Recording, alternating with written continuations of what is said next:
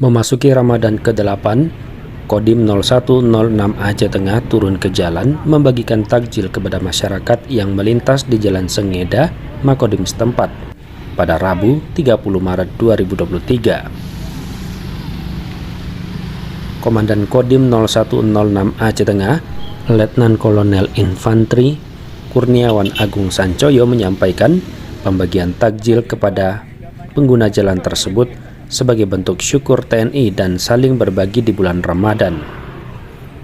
Disampaikan Dandim, takjil yang dibagi kepada masyarakat yang melintas di Makodim tersebut sebanyak 150 bungkus, ditambah kerjasama dengan RRI Takengon.